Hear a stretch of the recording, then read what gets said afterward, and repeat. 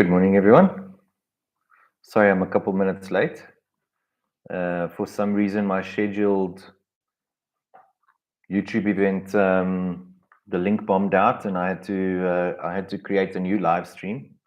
The scheduled one didn't work for some reason, so I had to create a new one. Apologies for that.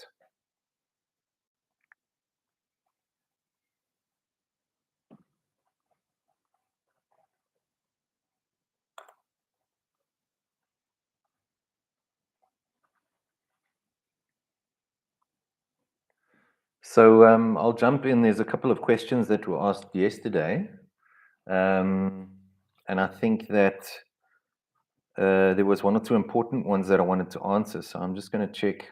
I did save the questions. TK.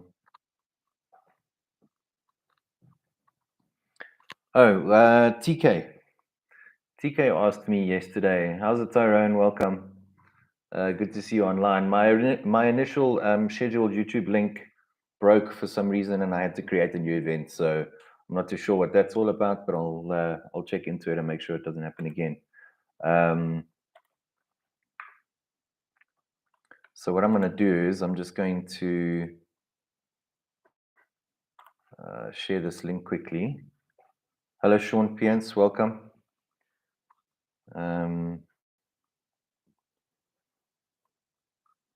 The invite link that I sent out yesterday broke, so I've had to create a new live stream today. But TK asked me yesterday, one of the questions that was posted was, at what point should I consider going full-time in my trading journey?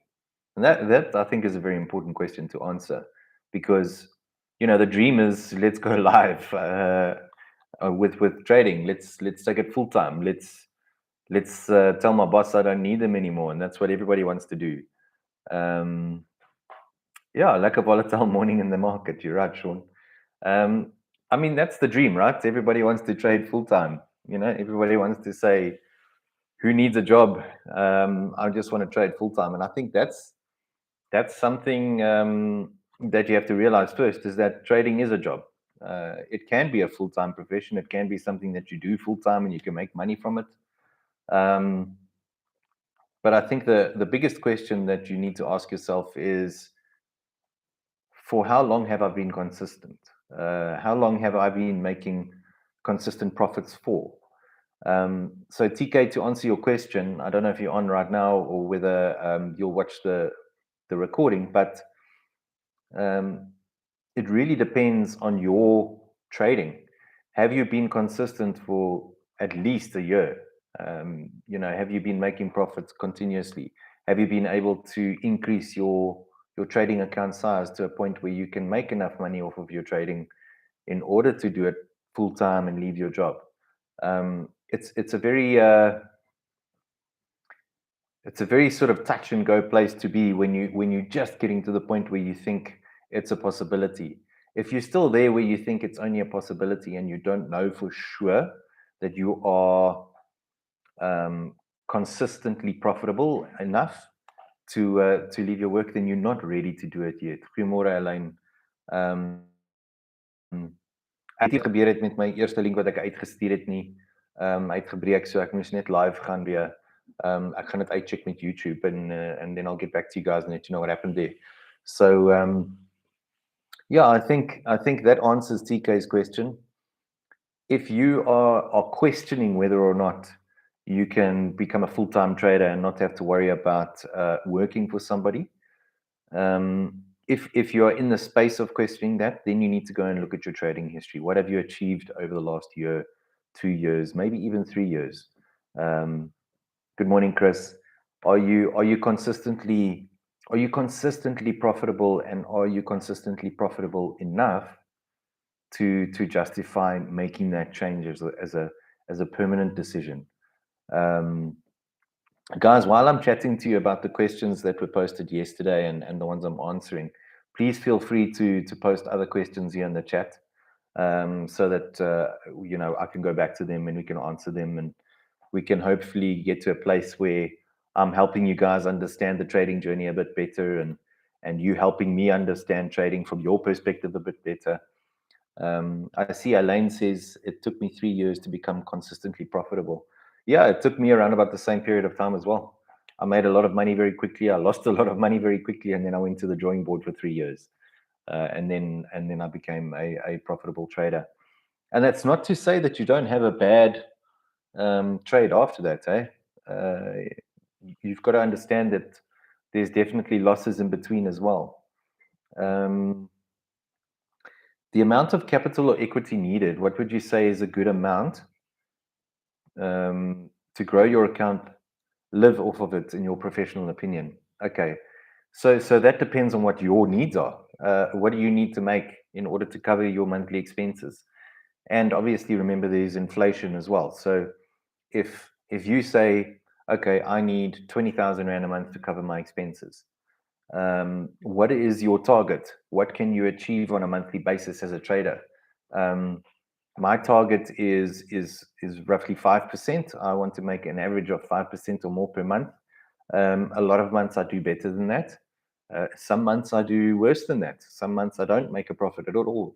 But you've got to look at your average. So let's say we take 20,000 Rand as an average that I want to make per month. If my target is 5%, I need 400,000 Rand in my trading account to make 20 grand on 5%. So that tells you, it depends on what your performance is like. If you look back over the last year or two, and you can say, listen, I'm averaging 10% per month on my trading account, then you would only need 200,000 Rand in your trading account to achieve 20 grand. But remember that there's inflation. So every year your expenses are going to go up. So your trading account needs to also grow. So if you need to make 10% of your capital to survive, you need to add another 10% per annum to that. So that's another roughly 1% per month.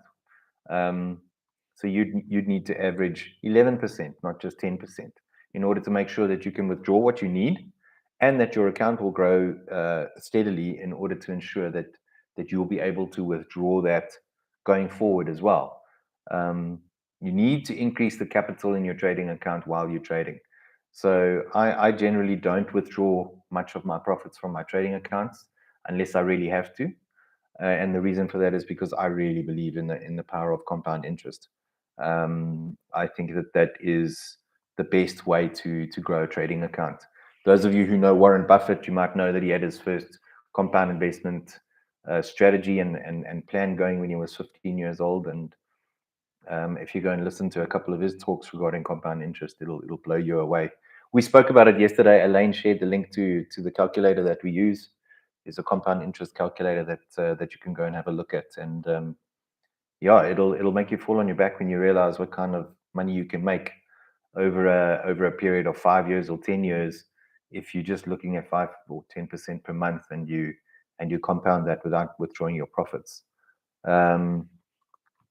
Please post other questions, guys. I hope that answers your question. Sean, I hope that answers your question, and please post other questions so that we can answer them while we're here on the chat together.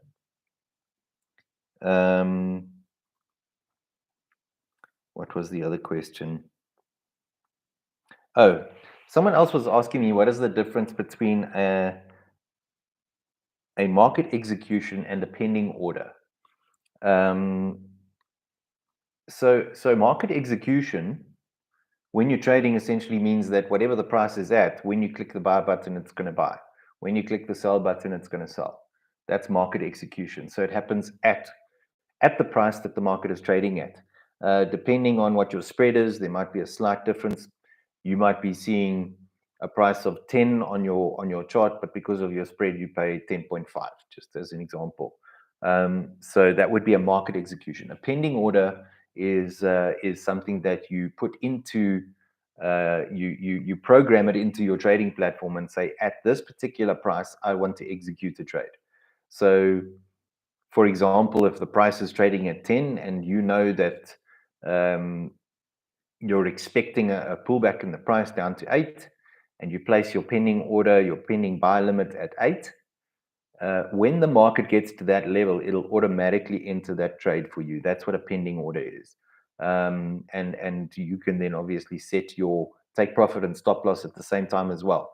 So without knowing it, while you're at work for the day, if you're an intraday trader and you've got levels set in terms of a pending buy limit or a sell limit or a buy order or a sell order, and you've got your stop loss and your take profit in, you could get home and in the evening look at your charts and see that your trade triggered and you hit take profit, or your trade triggered and it went to your stop loss. So these are pending orders and market orders. Market puts you in the market when you click the button, and pending will put you in at a specific price. I don't see any other questions. Chris, do you have any questions for me? Elaine, you've always got a question or two. Post something. Tyrone, you're still online, hopefully. So post something there that we can have a look at, and I'll answer that question. Tyrone, is it fair to say account for a 30% loss on a monthly basis according to your equity? So meaning successful with 70%. Yes, definitely. A 70% success rate is actually very, very good. I know people who have a less than 50% success rate but make a lot of money. They only have like a 40% success rate, but they make a lot of money. And the reason is because their profits are way bigger than their stop losses, if that makes sense. So they'll have certain entry levels that they look at. A lot of these guys make this kind of money off of order blocks, this type of trading from order blocks, institutional levels in the market. And their stop losses will be relatively tight, but when their timing is right on a trade like that and they get a very long run on a profit, they make really, really good money. So their risk to reward ratios are in excess of like 1 to 5. One guy I know has a risk to reward ratio of 1 to 10, which is almost unheard of. But his wins are huge. He's only accurate 40% of the time. He only gets his entries right 40% of the time, but his profits are 10 times bigger than his losses. So he makes a lot of money from that type of trading. As long as your wins are always more than your losses, well, as long as the monetary value of your wins is more than the monetary value of your losses, yes. But it doesn't mean that you have to be accurate more than 50% of the time. You could be accurate 30% of the time, but if your risk to reward ratios are right, you'll still end up making more money than what you've lost. So that's important to understand. I am profitable on my demo account, but only break even on my trading account. How do I overcome the emotional aspects when trading with real cash? That's a really good question, Chris. And something I did a very long time ago was I actually traded a demo account, and I used a particular piece of software to move those trades onto my live account, and this helped me to deal with that side of it, because in my mind I was trading on a demo account and it wasn't real money, although I knew in the background the same trades were taking place on my real account. And that helped me to get to the point where I was dealing with the emotions in the right way. You've got to understand that school fees are part of trading. It's like running a business. So when you run your business, you've got expenses. You've got your rent to pay. You've got printers to pay. You've got staff to pay. You've got all sorts of things to pay, and that's how I look at my losses in trading. It's part of the cost of trading, because you cannot be profitable 100% of the time. It's impossible. And if you let your losses beat you down, your psychology is not going to be in the right place. The question you need to ask yourself is, do you interfere with your trades on your demo account? So when you set your entry level, your take profit and your stop loss, do you leave those levels alone and wait for the trade to play out?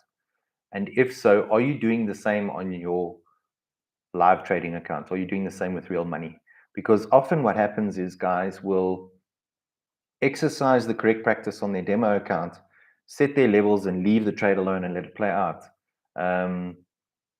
And then when it comes to their live account, they'll be in a profit and they'll be like, oh, there's money on the table, maybe I should just take it. And they'll take profit early. And that is one of the biggest mistakes that you can make as a trader, is take profit early, because generally what happens then is you start taking small profits and you let your losses run. I've experienced this. I actually even had this happen to me last year. So it's not like anyone gets past that point perfectly and never experiences it again. It happens, guys. You've always got to check your psychology.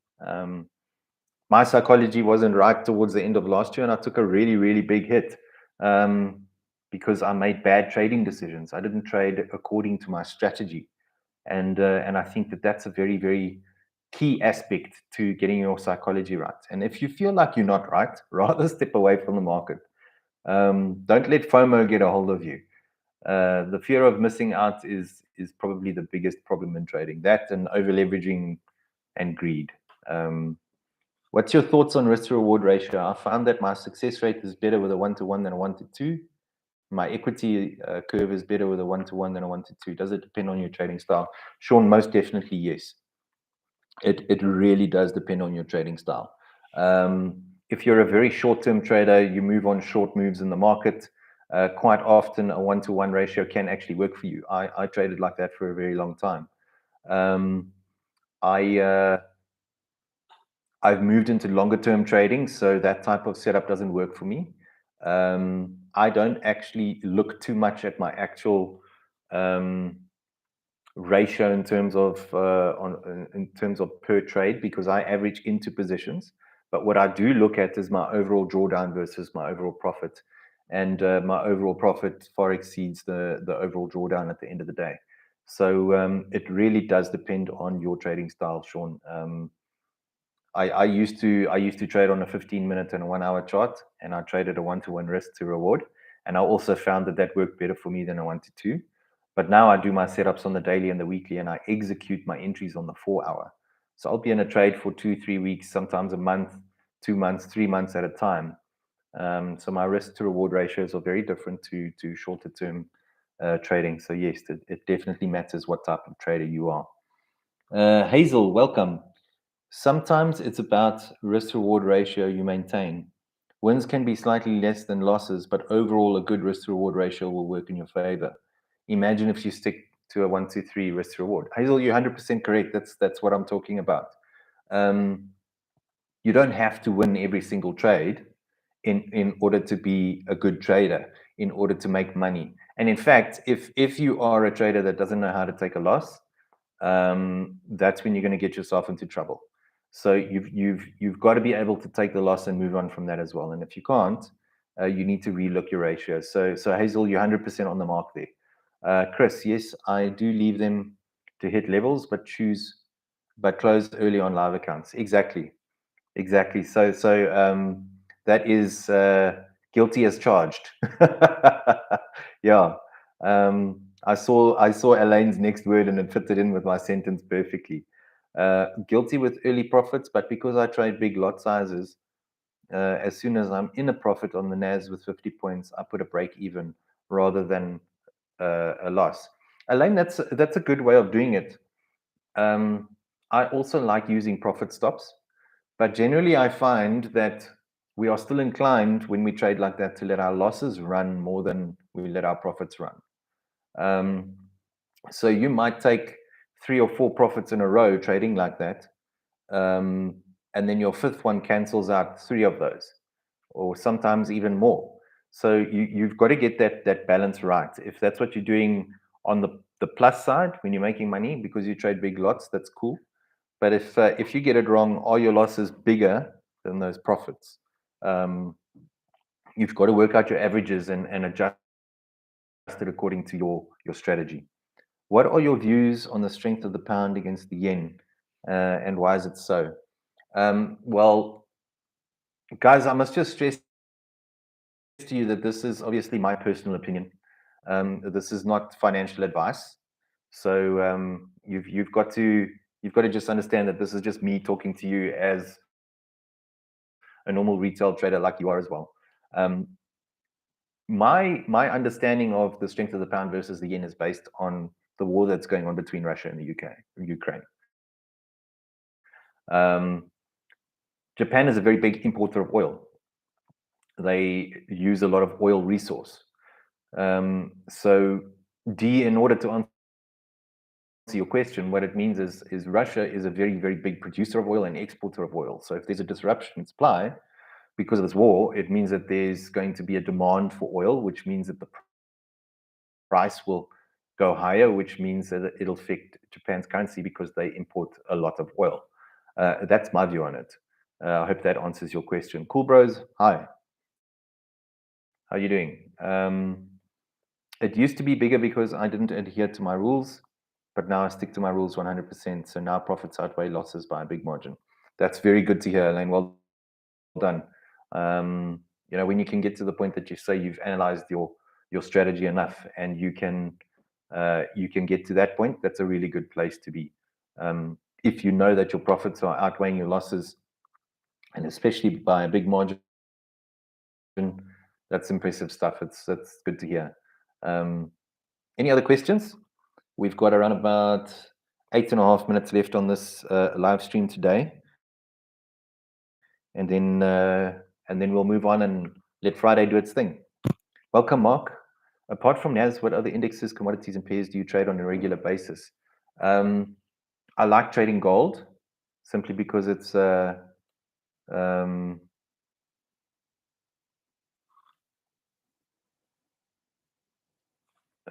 sorry guys, I just saw an interesting message here. Dividus. The workforce should rise up and attack. Okay, I'm gonna hide that one.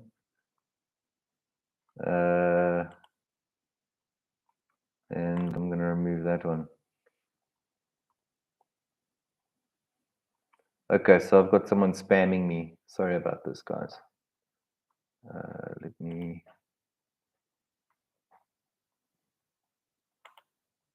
Okay. All right, so I've removed the guy that was busy spamming.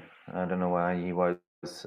Mark, in order to answer your question, apart from the NAS, I trade the Dow Jones, I trade the DAX, not as often as the NAS because I just like the way it moves. I like the trends. I like the levels that it pulls back to. It's easier to read.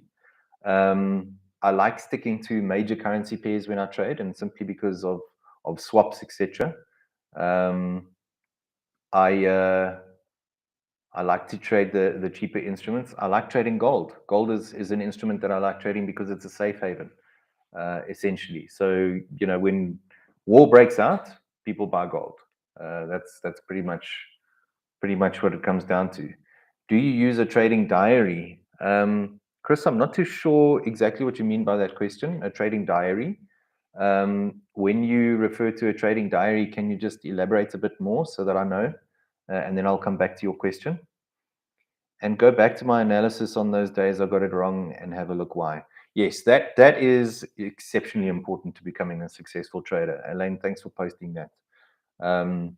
You've got to analyze what you did wrong in order to know how to avoid it in the future. So if you go back and you look at your trade and you can see, okay, that's where I went wrong. This is what I did. I should have waited an extra candle. I let my emotions get the better of me and I traded on impulse where I should have waited. Then you can improve your strategy. So if you analyze what you've done in the market and what you've done wrong specifically, you can use that to assist you in trading better going forward. Okay, Sean. So you're saying a journal like to log your trades? Yes, I do. I use a third-party software that plugs into your trading account and it builds it for me. You guys might notice it's called FX Blue. You can literally log your trading account into FX Blue and it records everything for you. Your options, what you trade the most, your profits and losses, your risk to rewards, all that jazz. It calculates it for you. So to answer your question, that's my trading journal. I don't physically have to write anything in a book or keep stats anyway because I just add it to that third-party website and it tracks everything for me. Obviously, it's private, so no one has access to it. But I use that to keep an eye on my reports. Record all your trades and the reason why you took the trade and why it went wrong. So I do look at the history of my trades to see where I went wrong. But generally speaking, I've gotten my strategy to a place where I understand it. I don't need to adjust it too often. You do, obviously, throughout your trading career, you need to understand that you never know everything, and that the market changes. There's conditions that happen in the market that have never happened before. Although a lot of people will tell you that the best way to predict the future is looking at history, and I agree with that. But our times are so rapidly changing that you've got to be able to change with them. You've got to be able to adjust your strategy accordingly. So I have a set kind of strategy, but it does, my rules on my strategy do amend according to what I'm seeing in the market. So in terms of analyzing what I got wrong, I don't do too much of that anymore. I look at how I am molding my strategy according to what's going on in the market at the moment. Elaine, Sean, on MT4 and MT5, you can pull a report for that. That's right. Elaine, yes, you can. From your desktop version. From a mobile version, it's a little bit more challenging, but from your desktop version, you can simply right-click on your trading history and you can export a statement from there, and it gives you a really good summary of everything. So that is also a good way to look at. When you trade, do you look at institutional candles? Alex Hermanus. I don't know if there's really such a thing as a specific institutional candle that I know of, but order blocks are institutional levels, and most of us interpret those as support and resistance levels. I do take support and resistance into account, but more so I use Fibonacci and wave theory in my strategy. I prefer that, as I find that it gives me much more accurate entries. If you can see a very big order block in the market or a support or resistance level that is held many times, it's important to keep that in mind when you trade. So yes, definitely, I do look at what I believe the institutional levels will be. And it's not always a round number, guys. I know everyone speaks about round numbers being very important in the market, and sometimes you see a bit of volatility at specific round numbers. But don't think that just because the price is going to hit 15,000 today, that it's going to have to pull back from there first. It's not that. Fundamentals in the world are far more important than price levels on a chart, and we need to understand that. The reason why prices react is because there's exchange happening at those levels. For example, the euro dollar, when it gets to a specific level, who's it more beneficial to? Is it more beneficial to America that's importing products from Europe somewhere? Or is it more beneficial to Europe who's importing from that side? And obviously the Forex transaction that takes place at that particular price is important. And that's where institutional purchases and sales come from and taking profit. I see we've got roughly a minute left. I'm trying to keep these sessions to about half an hour, so they're not too long. I'm going to be doing a live session with regards to looking at a chart or two pretty soon. I will let you guys know when I'm going to do that. So if you have any more questions, post them quickly. We've got a minute or so left, and I'll answer one more question. But I will on my social media platforms, on Facebook, Instagram, here on YouTube, I will share the information with regards to the workshops that I'll be holding, and how you can join them, and how you can register for them as well. So yeah, if there's no other questions, I want to thank you guys very much for joining me this morning and for logging in and having a couple good questions. Mark, it's a pleasure. It really is a pleasure. I'm glad to be engaging with my followers and my clients and potential clients and business partners. So I really look forward to our next chat, which will likely be next week, Monday, when I drive to the office, live on Instagram. So if you're not following me on Instagram yet, please do. I'm going to pop my Instagram handle here in the chat quickly, just so that you can follow me there, and you'll get all my updates with regards to events and things that are upcoming. I'm contemplating visiting a few different cities as well, so I'll let you guys know when and where I'll be when I do that. Elaine, yes, it is a public holiday Monday, but obviously markets are going to be moving. Not everything closes on a public holiday. Juden, it's good to see you online. I'm glad you were here this morning. Thanks for joining, guys. Have a wonderful Friday. Okay. Alex, last question. What's the difference between retail traders and the bankers who trade? Retail traders are guys like you and me. We sit at home and we trade. It could be small businesses that also trade, be trading rooms that get together with a bunch of guys. That's like retail trading. It's end user trading like us who log onto a brokerage platform and trade. Institutional trading is different. It happens on banking platforms. It's the guys who are trading for institutional companies. And obviously forex rates and things are affected by those institutional trades. It's much bigger volume. We see the same thing with hedge funds, liquidity providers, that type of stuff. So I hope that answers your question. Retail is the smaller guy who's piggybacking on the back of the big guy, and we're hoping that we can see what they're going to do so that we can follow them. I hope that answers that question. Have a fantastic Friday, guys. Have a great weekend, and thanks for joining me. I'll see you next week. Cheers.